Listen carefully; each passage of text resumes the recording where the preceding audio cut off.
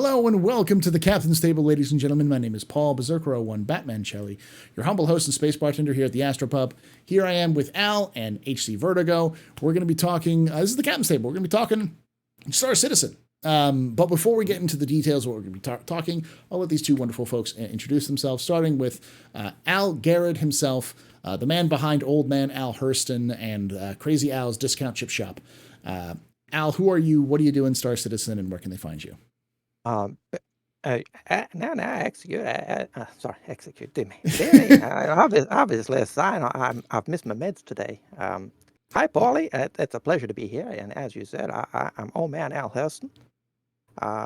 It's a pleasure to be here. So I'm known for Old Man Al. Originally kind of so named by Paul, and I think he still regrets it because he's now called Paulie. And Paulie, yeah. A lot of people call me Paulie. Even Execute started to call me Paulie. But I am one of the infra runners. We're best known for, I suppose, speculation and doing Fix My Fleet, where usually people who've spent lots of money go, I've spent lots of money, I still don't have the ships I want. How can I get the ships I want and do the gameplay I want? And so they ask us to help them, consolidate their fleets. And we usually say, hey, go big, because just the exponential cost of ships in game later on just gives you that value. But then, as you know, Paul, there's the Endeavour and the Crucible, which are still at their original 350 concept price, which means they're going to go up in price, and they offer so much gameplay, etc., etc. So we're known as the Cult of the Endeavour and the Church of the Crucible. So yeah. Awesome. And that is, you'll see me there as well. It's youtube.com/theinforunners. So yeah, you can also catch us live on Thursday, Friday. On Australian Friday, your Thursday. So for us, it's 6 a.m. on a Friday morning, and it's basically a chat channel. We used to do gameplay as well, but we'd try and have the discussions with the audience as we're doing it. And whenever I'm playing the game, if you start talking to me, I stop. So I stopped playing the game, and then everyone started having a go at Execute because he was being so rude playing the game while we were answering questions. And so we went, sod it. Yeah. And Vertigo's joining the crew. Speaking of Vertigo wearing glasses, we've got the Sultan of Salt himself, Mr. HCVertigo. Who are you? What do you do in Star Citizen? Where can they find you? He's wearing his glasses now as well. Yeah, everybody is wearing glasses to look smarter, so I figured I might as well put mine on. I usually don't wear it because I don't really need it, but I also have decided to start wearing them because my eye strain gets worse if I don't wear them. Because I can see still, I gotta squint a little bit more. I don't need them unless I'm driving, so I don't need them. I usually don't wear them on stream. But like I said, Algared's wearing glasses, Paul's wearing glasses, so I figured let's make this a glass stream where we all look smarter. Well, I have to wear them, otherwise I'm blind, so you just gotta wear the suit. You done it again. Vertigo, you just gotta wear a suit next time this happens. You gotta wear I know, right? Yeah. You guys are wearing ties too. I don't have a tie. I guess I get like a rag or something that's tied around my throat. Yeah. But anyways, I'm Star Citizen content creator. I do a lot of stuff on Twitch TV. Just got a new video up on YouTube, doing the Spirit review, like 6 months late after. Finally, I know, finally. Right? New year, new video. Can't wait for next year's video. It'll be live to the public next week, probably around Monday. It's on Patreon right now. But yeah, you can find me on Twitter. I do a lot of I try to do a lot of funny stuff on Twitter. But you don't see me a lot on Twitter unless I have something worth talking about. I'm not like one of those compulsives. I have to tweet every bowel movement I have. I don't have to put it up on Twitter. He does tweet every dad book or dad joke that has ever existed. Yeah. That is your only compulsion, which is to tweet bad dad humor. Bad. Yeah, my students told me I have bad dad jokes. So. That's a teacher's responsibility, though. We're supposed to have bad dad jokes. That's how we function. You know, Paul, you know why it's really hard to date astronauts? Why? Because they need their space. That's bad. It was bad. Oh, all right. Well, with that wonderful introductions out of the way, let's talk about the first topic, which is 317.5 showed up suddenly, which is one of those things. It's like, what? Wait, I thought we were waiting until 318. And there's a couple of things that's important to talk about. We'll talk a little bit more about this and kind of what it means going forward. But right now we know that 317.5 is just them adding stuff like little goodies that you'd get for Lunar New Year event, which is Lunar basically Year. they're going to sell stuff on the web store, auspicious Redskins, and then in-game event is going to be like you find little packages spread around landing zones, pick them up, put in your inventory, sell them for 500 credits a piece. Yeah, and then I think they're running like Siege of Orson as well for 317.5. So, but it's all stuff that they've done before. It's just they hadn't with 317.4 didn't have that stuff, so it's all it is pushing that stuff. Yeah. Well, they had to get rid of the the Luminaria stuff. Oh yeah, so Luminaria stuff. Take that out and get ready for the Chinese New Year stuff, which is the little red envelopes Year of a Rooster. It's going to be coming. So which is really just a replay of Luminaria gifts. It's just repackaged. But this comes into this discussion, which is do you expect to see another 317 patch before we end up like after 317, like a 317.6 before we see 318 going live? Vertigo, I'll start with you with this one. Paul, I don't know what to believe anymore. I figured 318 would have been done by the end of the year. Yeah. Like literally December 31st around December, because if you go look back at all the end of the year patches, right? All the way back to like 3.0, like before the roadmap was officially released, 3.0 was like December 27th, 26th of 2017. And then you go look at the roadmap and all December releases usually fell on December 22nd, December 23rd, around those time dates. So that's what I was guessing for 318. We have slipped so far off the release schedule for CIG. I don't know. They may just push 318 to the next quarter. Think so? Yeah. Spring quarter, like literally the end of winter quarter. That's what we're going to see. Q1 318 live. The Q1. Yeah, Q1 patch will be 318. Yeah. That literally could be what happens. So I don't know. I'm throwing my hands up. I just give up. You don't know. I just like.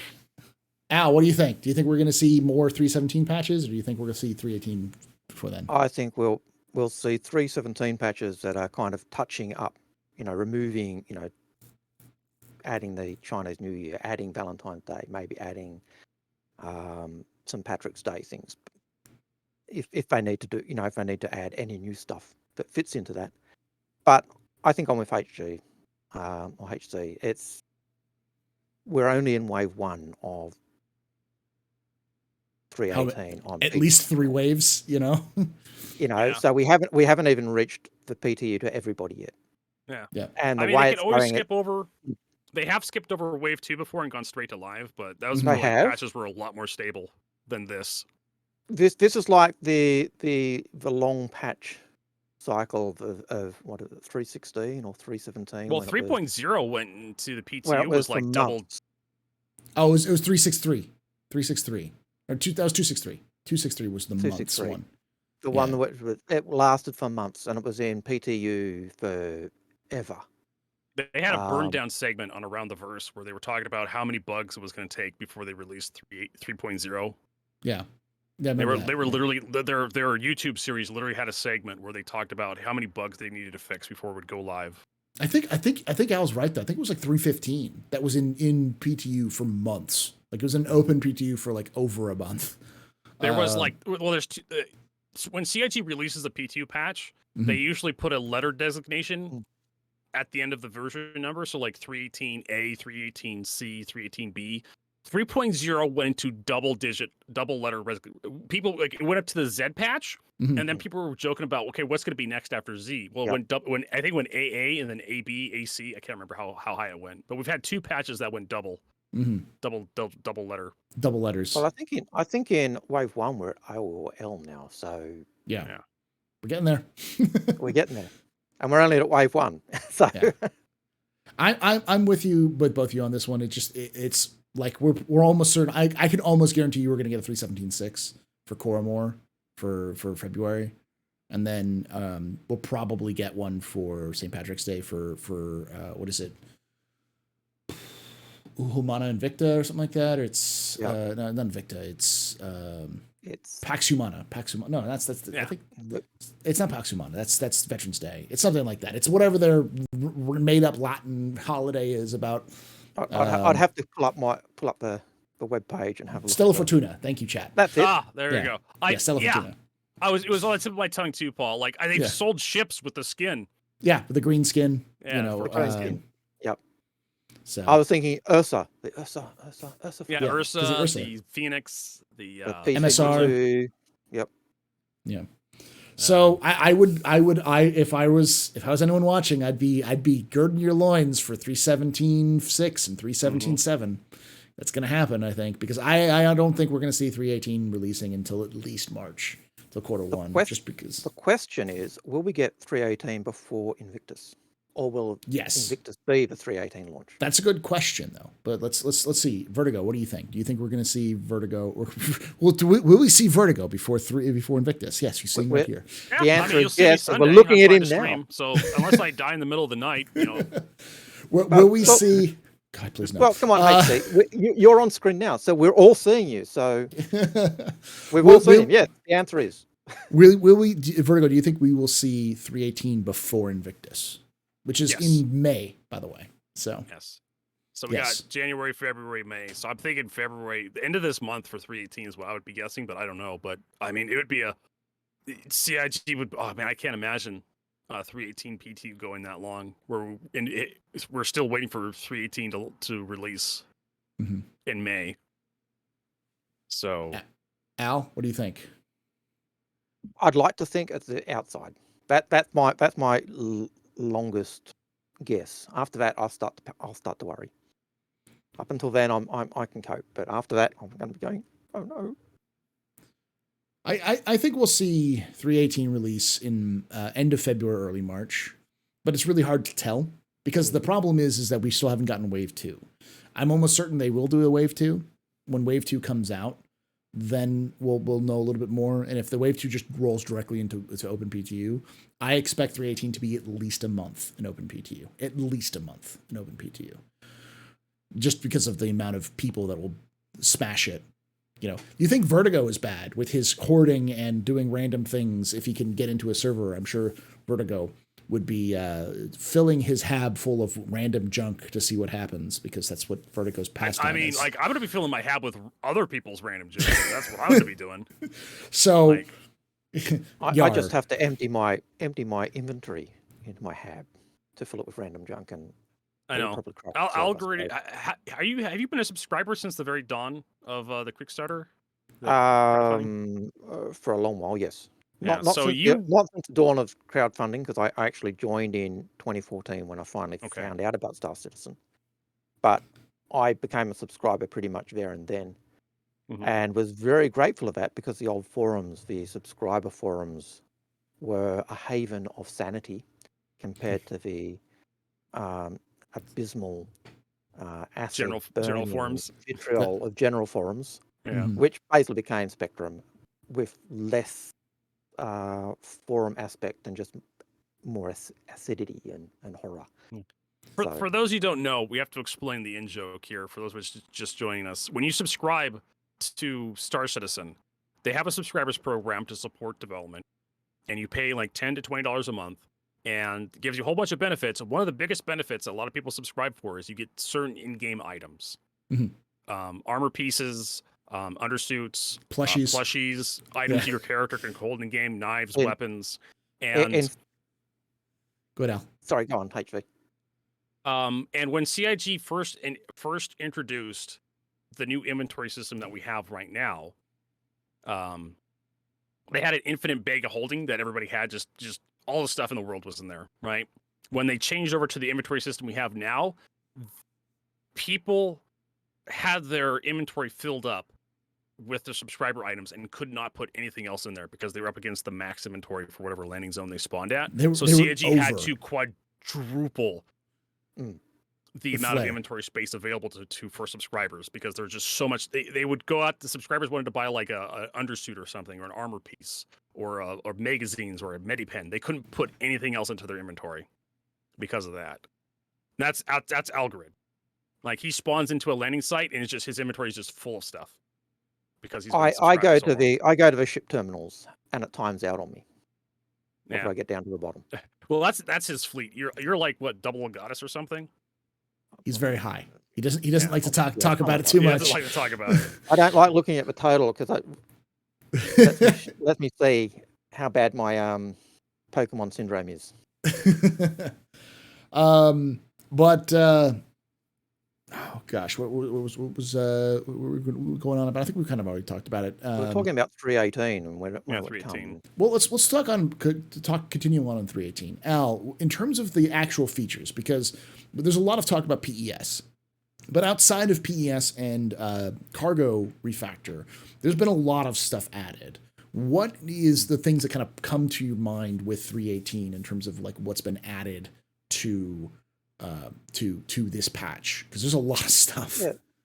The big things for me really come with the cargo refactor and the introduction of salvage as turned to the hull scraping. Now I know there are lots of the racetracks. So I haven't actually gone and checked out the racetracks because they're just racetracks. There is the buggy race as well that's on Orison. And they're also, but I think they added more outposts and wrecks and other places to go check out. So points of interest seem to have increased in number, and that's just on the surface. But the really big thing that 318 is adding is that under the HUD PES stuff, and everything else is just gravy. But Vertigo, what jumps out to you in terms of the 318's content? I mean, obviously persistent entity streaming. Like I kind of downplayed it a little bit, but it's when it starts to work, right? When stuff starts to stick around for a little bit longer, it makes the universe feel more lived in.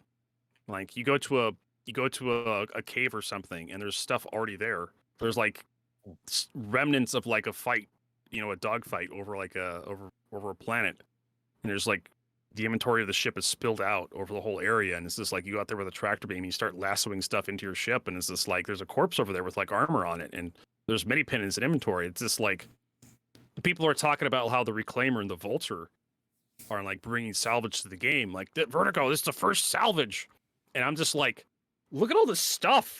There was this joke I remember years ago. There was this female comedian. I can't remember her name, and I know I shouldn't talk about people like that. Where it's just like, it's a gal, right? It's a girl. It's a or woman. something. Yeah, it's a woman, and she was a comedian. I don't remember her name, but she was talking about how her floor was like clean enough to eat off of because there's like thousands of things down there to eat. Like, look at all the stuff to eat on the floor. That's kind of how I feel about Star Citizen when 318 comes out. It's just like when the server's been up long enough, like there's just look at all the salvage just everywhere. Even if you don't have a Vulture, even if you don't have a Reclaimer, like you could just go down to an outpost or something and just start flipping through the wrecks and just see if there's anything inside the wrecks that you could just grab and just not even like the official wrecks CIG put on the ground, like the Caterpillar, the Freelancer, the Constellation, the Reclaimer. Just you'll see someone have just like a Prospector that crashed into the side of like because they blew up like a rock or something, disabled their Prospector. And it killed them. You just go over to the wreck site, you see their corpse next to it, and you just like, oh look, there's that golden armor for like $1,000 in Star Citizen. I'll just take that real quick. Now I look at me. Now I'm concierge. I have a member of Gold Team. Yeah, I'll back that up a little bit because one of the first things I realized, and I realized what it was, is that there was what we thought was a placed wreck of a cutlass when we were doing. Me and a couple people were doing like looking through one of the new ruins, the ruined outposts. We thought it was a placed wreck because it looked like it was perfectly placed, and then we realized as another cutlass came in to do reinforcements, that it was just the crashed remnants of the last reinforcements that had come in that were still there from the last time someone came by. And it was like, we had no idea how long that shipwreck had been. And there's the clip that's been going around YouTube of, I believe it was, Burks was hanging out with some other people and trying to salvage, a ship. I think it was like an 890, and they ended up 30K'ing in the middle of it. And then Zero State came in after the fact and found the whole thing, including the reclaimer they were using to salvage, just still sitting there. And I had actually raided into him that night. And remember him walking around seeing like a little crashed Cutlass or C8R that was there as well. That was just kind of running around. And being like, wow, so there was a 30K and then you come back and it was still there, hours later. So that is pretty cool. I will say the biggest update to this for me is still the racing. Because like the racing itself is just showed up. Like, it was just like, CAG's like, here's a viable racing profession because you can make money doing racing now. All you got to do is get in a certain time and you can get money from it, which is like, all right, came out of nowhere. So that was interesting. Not to mention the new outposts with the new missions that are associated with those outposts. And then of course there's the new FPS missions in Orison, where they took the old Siege of Orison platforms and now you can do an FPS mission on them. So you've got that as well. There's a lot of like little additions, not new. Like most of the stuff isn't new gameplay. The racing is, but the rest of the stuff is stuff we've had before. But it just expands it to much larger variety. Kind of spiced it up a little bit. So that's the kind of lead into the next question, which is we know there's going to be a 319. And we know there's going to be a patch likely for Invictus. If it's not 318, what do you think that patch may come with? Do you think it's going to be heavily focused on tech like PES and such? Or do you think we'll actually see some more new content, or at least more like side grade content, like more expansion of what we have already? Vertigo, I'll start with you on this one. I would expect side grade content. Or just like sharpening up past, like, refining what they've already released. But definitely like side grade stuff. I think PES has taken up a lot of like internal resources trying to get that thing figured out. Any ideas of what kind of side grades you might be expecting from them? Probably more missions, more rec sites, maybe fleshing out sand caves with actual like FPS missions, maybe more rivers, because the river tech looks like it's coming along. I can imagine them putting more rivers on Hurston and Microtech, because we should have like thousands of rivers on like Microtech, if not Hurston. Al, what do you think? Are you expecting more side grade content, new content? Yeah, given the way that we see the CIG usually work, they do a under the hood big stuff, and then they seem to do a content patch. That seems a bit, they put the under the hood stuff, then they tighten everything up, and I think that this is certainly an under the hood patch with the introduction of salvage and racing and other aspects, and I expect the next patch will expand that out. We'll see cargo factor develop more. We'll see the salvage work more. So at the moment we've only got hull scraping, but we will get the charges to blow apart hulls and break them up. We will get hull munching. So there are aspects that we still don't have. It'd be nice to possibly even see the craw working on the reclaimer. I don't see that coming for ages. The claw. But that's certainly something that we're looking forward to. We know that the even the vulture can suck chunks in and grind it up and turn it into stuff as well. Mm-hmm. So do you think that's coming in 319 or whatever is going to happen? I could see that in 319, or those types of things. Maybe not the claw, but certainly advances on the salvage development in 319. It'd be also good to see more rivers, because as HC said, they should be lots of them. I'd like to see dried rivers maybe on Hurston in areas, as well as maybe one or two, a couple of big ones. It'd be great to see oceans on ArcCorp, because we know that CIG have come back and said, hey, well, originally it was going to be the big planet, but it's going to have oceans on it now as well. So they're kind of if I remember correctly, they've dialed back on that whole Coruscant type planet and made it a bit more realistic in terms of that. There will be oceans, so it'd be nice to see that type of stuff.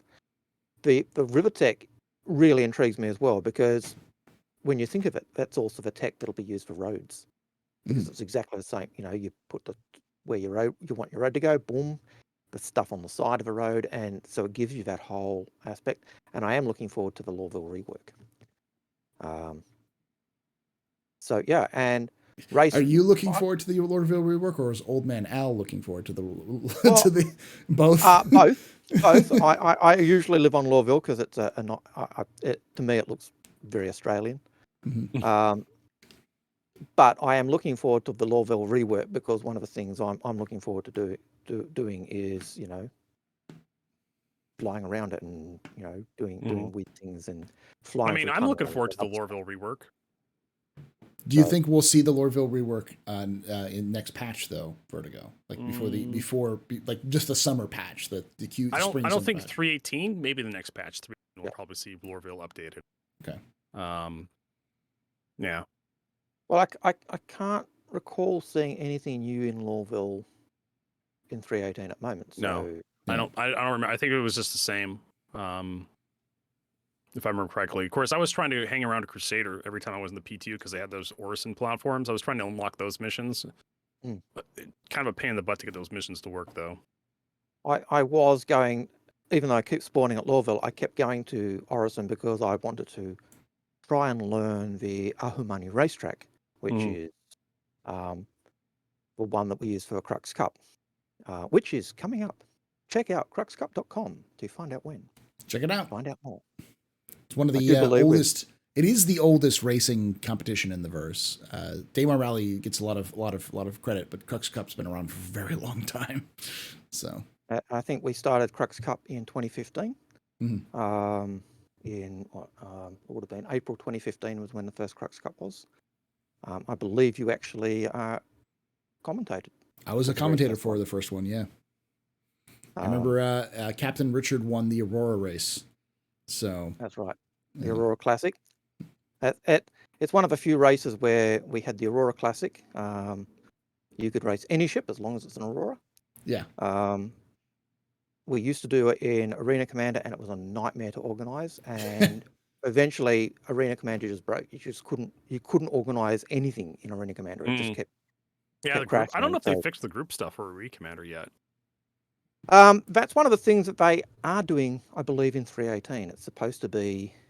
They were supposed to be working on that and doing a lot of private matches back, Commander, and fixing it up and that. But how much they've done, I can't recall, and I can't say how solid it is at the moment.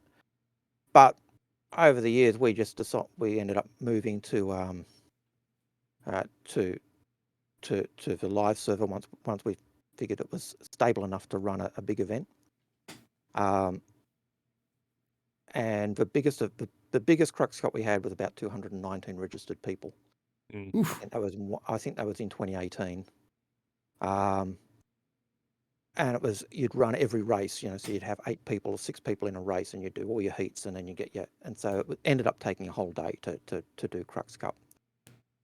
The way it's now run is it's an endurance race, so it flies around the Ahumani racetrack for using each of the industry platforms like Kaplan, Providence, and the other two, whose names I can never remember. And you fly around there. Most ships that are used do need to go into the hangars and refuel, because they can only do 2 or 3 laps. The fastest ship, I think, in last year, the fastest ship was actually the Drake Herald. It was the ship to beat. But we've got multiple classes, so there's now the Acrux 1, Acrux 2, so there's different classes of ships there. We've got heavy, so you can actually race in a Reclaimer if you like. Reclaimer can do the Crux Cup without needing a refuel, but it will only do about 2 or 3 laps. So before everybody dies of old age. Yeah. But the other thing is, because the race runs for an hour, I think it's the open category, the Aurora and the heavy they will race around the track at the same time. I would have to go through and have a look at the open documents that have been being gathered together. I know Echo has been gathering data on the ships in 318, just in case we are running Crux Cup with 318. Well, Crux Cup's in April, right? It is in. Put you on the Go spot. to the website. I'll go to the website, cruxcup.com.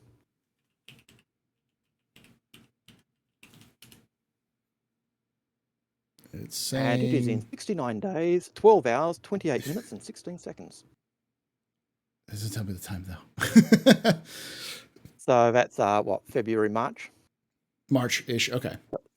So about March 25th-ish, somewhere around there. Okay, so yeah, that's So, but 69 days, 12 hours, 27 minutes, and 56 seconds. Go to the website. Sign up now. Yeah.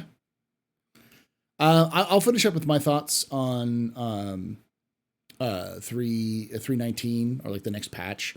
I am looking forward to the Crux Cup because I'm hoping 318 releases before Crux Cup goes out, because that is an actual race, as you said. Like they took the Crux Cup race and put it into game, because this has been around for at least this is the second year they've done that. Because I remember Croncy was commentating on it last year for it. Croncy will be commentating this year as well.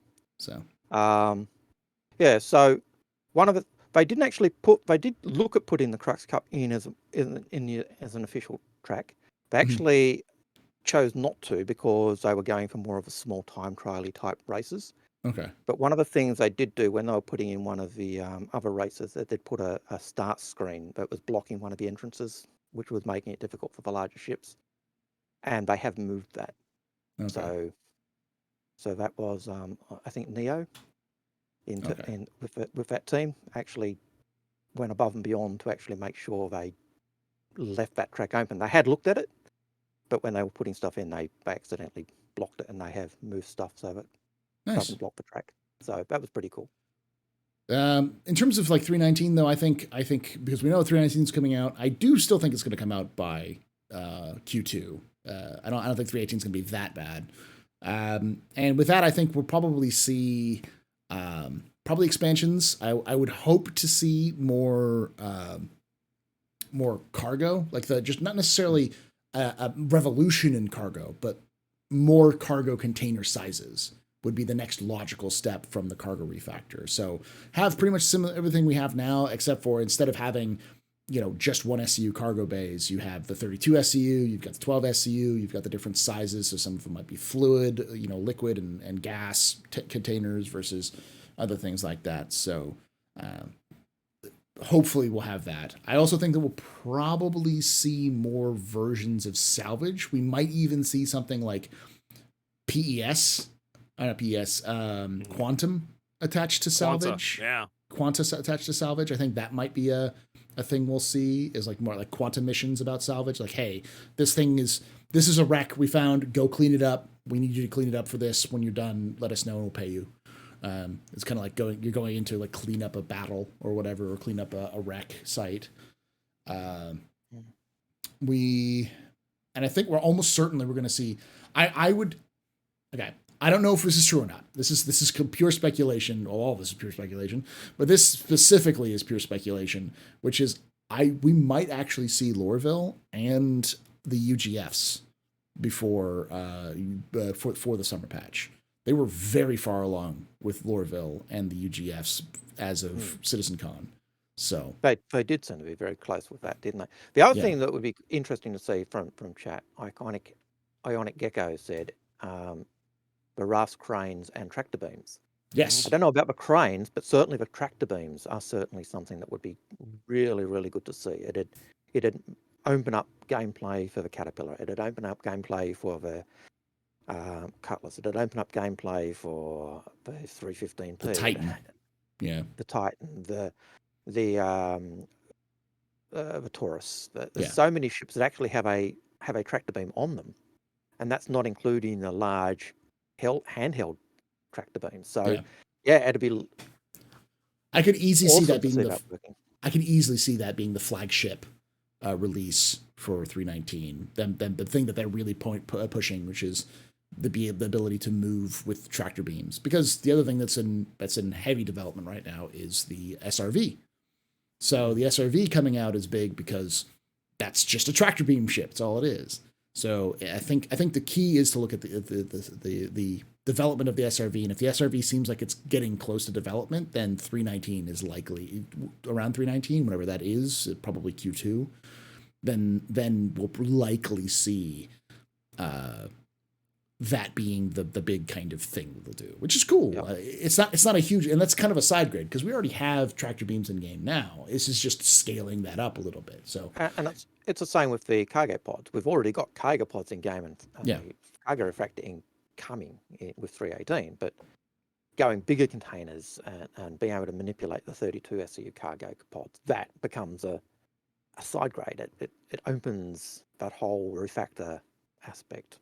yeah, it expands it a little bit more. And hopefully, if that's all nice, but if they could just let us buy like any size SCU crate that we can put stuff into, that would make the game so much better.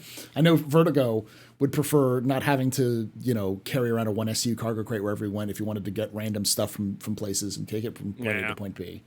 So that'd be nice. I'm just gonna say.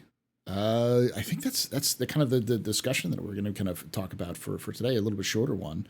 But we'll be moving on to the question and answer session. So feel free to join us, unless Al and HCVertigo, if do you want to jump onto the topic we ended with the Content Creator Summit, or did you want to? I'm trying to remember the question. Like, what was the question again?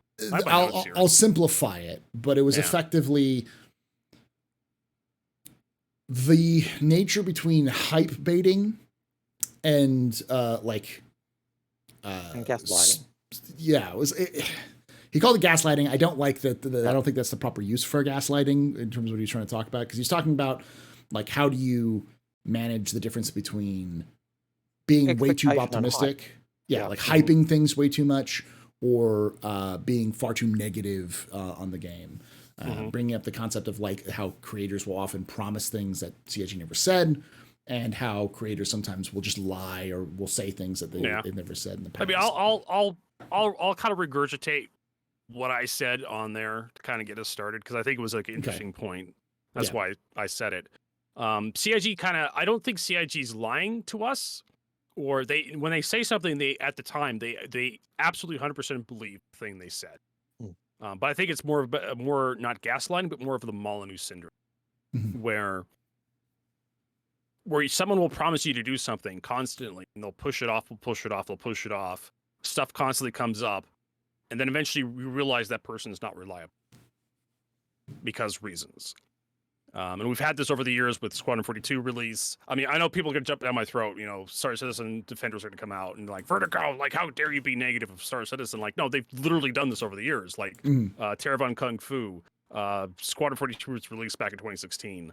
Capture the Idris mode in Arena Commander, Sadaball, Theaters of War. I brought that up. I really should be stopped. I really should not be talking about Theaters of War ever, because honestly, it's better off that Theaters of War just dies and just disappears from collective consciousness, because there's absolutely nothing good that comes of talking about Theaters of War for CIG and for us, the community. But what it's the fans. Like, we have this kind of like bubbling spring effect, this tsunami effect, where CIG says something right, and it may be just like an offhanded line where they talk about like, oh, farming, and guys like Board Gamer, Algared, Info Runners, Captain's Table Podcast, myself, Salty Mike, just all sorts of content creators, and even the fans on Twitter, forums, Spectrum, Reddits, Facebook, Instagram, even face-to-face on Bar Citizens, or just even with their friends when they meet, after work, or if they're meeting at school, they'll say, hey, did you hear about farming? And this creates kind of like this bubbling effect, this rising effect, where people were like, oh, farming, what's that going to entail? And you got guys like Board Gamer who wants to create content. And this was another thing that was brought up during the podcast, where content creators, we talked about the whole Morphologist A2 video, And Morphologist had, I'm trying not to swear here because I'm trying to I know YouTube has policies. YouTube is very, very naughty about it. They're very Apparently. prudish now. Yeah. And honestly, I should just cut out the swearing for YouTube videos, just period, because it's probably better for everybody. Yeah. But Morphologist had a passion. Like, he had a passion moment where he just lost it. He just, I guess you can call it a gamer moment where he just lost his cool. Like, normally Morphologist is a really composed, really nice guy. And you have a Star Citizen moment where Star Citizen just breaks you. Mm-hmm. Like, you're trying to do, like, it's I have to give props to guys like Captain Burks, Detox, Morphologist, who do group, or even like Captain Richards, people who do large group events. Those, I've tried to do those, and they are frustrating to even set up. Yep.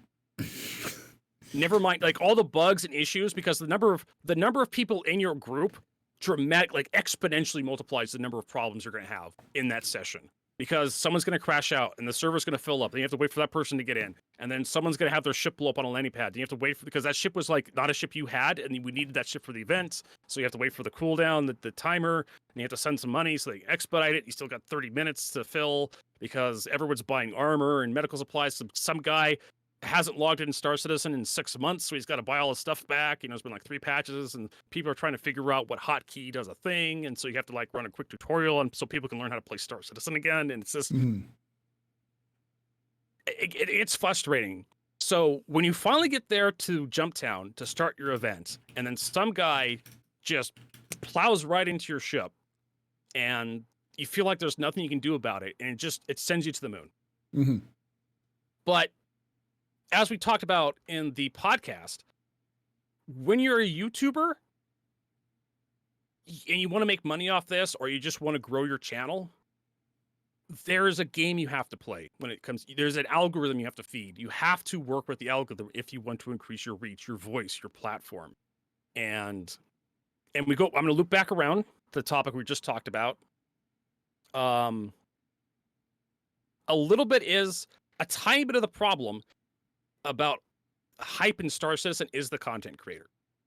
But a lot of that comes back to the algorithms we're forced to interact. As Paul, I believe you mentioned the emotion. I mentioned it.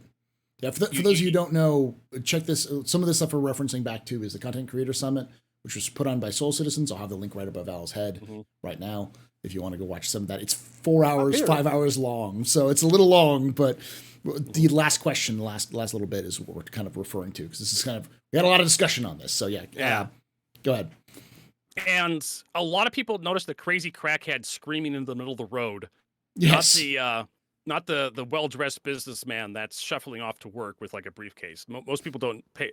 So if you want to get noticed, if you want on like, I'm not blaming content creators specifically for this, but we are holding the torch with a lot of other people. Mm-hmm. But a lot of it comes down to just the community. Sometimes the content creators, we just talking about stuff just raises the awareness of that topic. So talking about farming, the farming starts getting raised, and maybe you have to like work a clickbait, because if I'm making YouTube videos, guess what? I'm competing with Morphologist, Board Gamer, Noobifier. Paul's does YouTube videos on YouTube. This video is going to be up on YouTube right now, and it's going to have a title that's designed to catch your eye and make you click it. That's the point. So yeah. So we're a little responsible for that, but also the fans are talking about stuff. And sometimes you just have to, like, CIG mentions something offhandedly, like, oh, farming. And then you just talk about, like, what are they going to, like we're doing right now in this podcast. What do you do? Vertigo. When do you think the next patch is going to release? I don't know. I think it's going to release at the end of the month. Yeah. So I said, like, there's a lot of hands that cause this problem. Yeah. And CIG kind of realized that a little bit with the roadmap. That very unfortunate letter where they blamed all the roadmap watchers for creating all the hype and the disappointment. Yep. And my reaction to that comment from CIG was like, one, the letter where they introduced the new changes to the roadmap, which is they were going to stop showing so much on the roadmap until it was like absolutely necessary, and they told everyone to go look at the progress tracker instead. A lot of that was CIG's problem. Yeah. Like, it was pretty obvious that people were using the roadmap in a way that was detrimental to what CIG intended. And it took them too long to respond to the community, and they were trying to correct the community, but the community was not following CIG's directions and interpreting the roadmap the way it should have been interpreted. So what CIG did was correct to the roadmap. They essentially gutted the release view of the roadmap to be like a 2-quarter release view, which is what they should have done a long time ago, to kind of help dampen the hype a little bit. Like I said, a lot of this comes back to CIG. They're learning how to interact with the community. I've been talking a long time. Algared, what do you think? Ian, there's lots of what you said, which you thought was going to be mega confrontational, which I was going, yep. Because part of the problem is that CIG, the development has been a long period. Just with law, we've got 10 years of law, where originally they were doing 1 or 2 law pieces a week. Even if it's just 2 pieces of law a week over 10 years, that's a crap ton. And there's so much, it's hard to keep a handle on it, but things change. And yet, even though things change, so much stays the same. And so you look at, one of the things I think of is Death of a Spaceman. CIG always said your character will have so many lives, and eventually that character will die, and you'll create a new avatar who will kind of inherit your account's equipment and carry on, and that'll change how your standing is in the verse. And then we get the regeneration system, and that isn't really a change on what they were thinking for Death of a Spaceman. It was really just working out how it's going to look in game. But it's still, that whole idea is still, that concept and the way they wanted to work it is still in progress and still being developed. But even with that, there are so many things that they wanted to do, they couldn't do, and now they can. And so you see things change. You see Arena Commander. I can remember Arena Commander being talked about as being the test bed for ships and flight and stuff, and Star Marine being the test bed for FPS. But then it was easier to put that into the live servers. And so once we had the PU, and you could do the planetary surface stuff, and you could fly your ships, and why duplicate things in terms of where it was going? And so you had a shift from where they were going. The problem I found was you had Arena Commander, and they just stopped. It almost as if they just stopped doing support for it. Theatres of War is something that was seen as being would be part of that in-game Arena Commander content. So it said we're going to be working on Arena Commander again. I think the Siege of Orison and even Xenothreat are classic examples of that, of aspects that you could see in Arena Commander kind of modules or options to choose as part of Theatres of War. Will that come soon? I don't know. Will it come eventually? Yeah, I think it will, because it's part of that practice gameplay that they do want to give us to be able to do stuff. But at the moment, PU doesn't matter. It's a test server. Even though we don't call it a test server, it is a test server. It's where we do stuff, and they get all the analytics from all the players playing, and then they go, oh crap, we need to change that. But that length of development and those changing goals and where things are going does change, has an impact on stuff. You look at I think another classic example would be I've lost that train of thought. But it's that change, the way it's the planetary tech, the way in which you had when the tech guys said, "Hey Chris, look at this," and they did the pupil to planet type video, and I remember Chris saying, "Oh, this is stuff I was wanting to add in, but I didn't think we'd add it for 2 or 3 years. You know, it was something that was going to be added down the track, and it's now here." And he goes, "Yeah, do it." And you see those goalpost changes of things they wanted to do that they've been able to get done earlier, and that has an impact on where things are going. So where they want to go, I think, is still there, and all the things Chris has kind of earmarked as things he wanted or things he'd yep, I'll do this now, and this one will be further down the track, and that has an impact on the development and where things are going. But then as developers, or not as developers, as content creators, we're also responsible. We get on that hype wagon for something, and we run with it. But there's also the problem we find as certainly content creators for over years, where if we say something from 2015, there will be people who can watch that video from 2015 and go, oh, you guys are wrong. And no, with 2015 we were right, but as development's gone on, that's changed. And I suppose there's almost an onus for us to be going through as content creators and revising things we've said in the past and saying, well, in the past it was this, developments happened, it's now this, and just helping mitigate that hype expectation along with that the other side. But there's also that need to that constructive criticism of the things that aren't right, rather than just being a naysayer. So a bit over the shop, but yeah. Okay. I'm gonna kind of jump on top of this, but just a little bit before we wrap up with this. With the idea about like the differences between like hyping versus salt. I'll say what I said before, which is people's opinions matter. And I don't think anyone's opinion about Star Citizen is necessarily better or worse than another. Mm-hmm. You're never going to change someone's opinion if it's one way or the other without them actually changing it themselves. But I don't think anyone who covers Star Citizen is intentionally malicious about covering Star Citizen. I don't think anyone who covers Star Citizen is like looking to destroy CIG, because if they are, okay, like one channel is not going to do that. Like unless there's some serious financial fraud or some like straight up illegal stuff that CIG is doing, you're not going to stop CIG from creating the game. And if you are doing something like this because you want to like ruin CIG's reputation or make money or something like that, there are far more lucrative opportunities for either targets or for money than Star Citizen.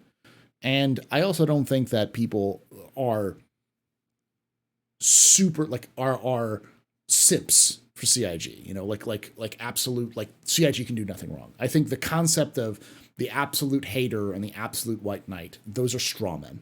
They don't exist in reality. They just exist in people's brains whenever they want to get mad about someone's opinion. And as a result, I think a lot of people put a lot of weight onto, as Vertigo said, the crazy crackhead in the middle of the road.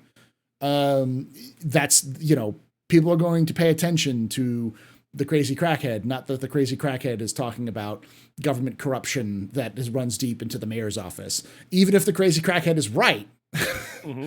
You don't pay attention to him because he's the crazy crackhead. It's that kind of thing. People will look at you. He should not be named. Yeah. Well, you notice the crazy crackhead. Yeah. The crazy crackhead acts as a lightning rod for attention, but you may not actually take that person seriously. But YouTube loves that sort of person in the algorithm. People who get attention. But that's what I think. I say that people will then pay attention to that, but they won't actually watch those videos. No. There's plenty of people who they'll engage with the video. It.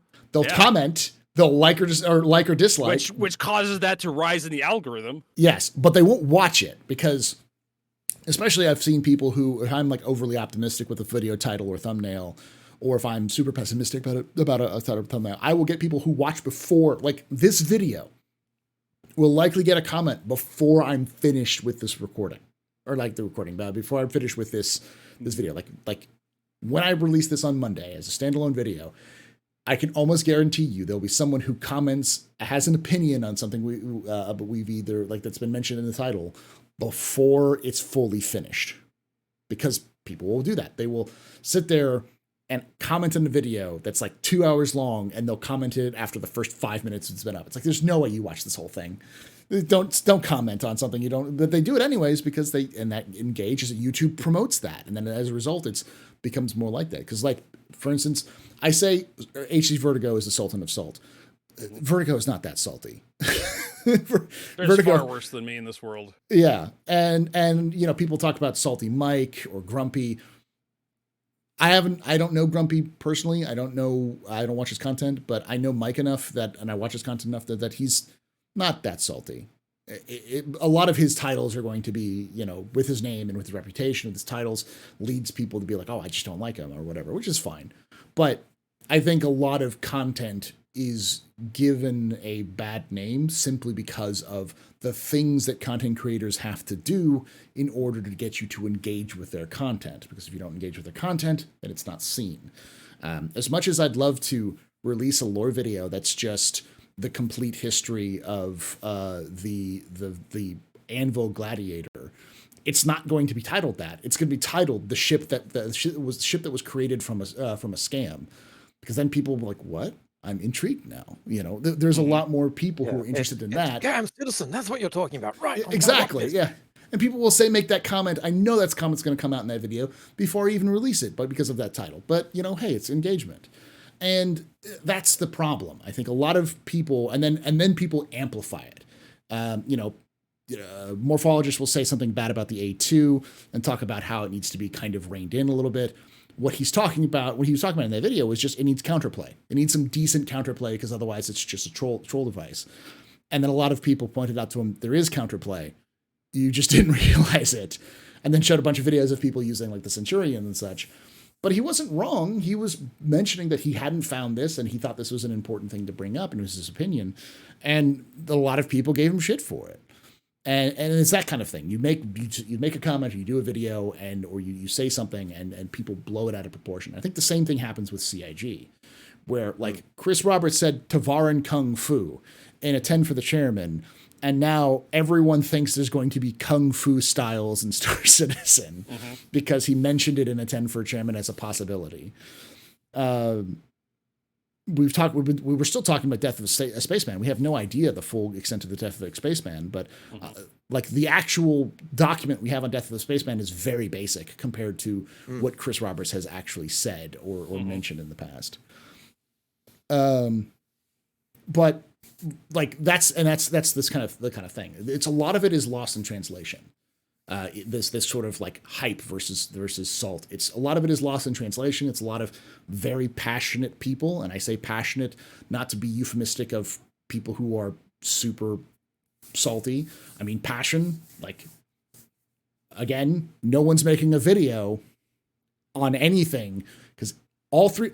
Vertigo started off this stream by saying, I've made one video this year and it's probably going to be the only video, because he knows how freaking hard it is to make a video.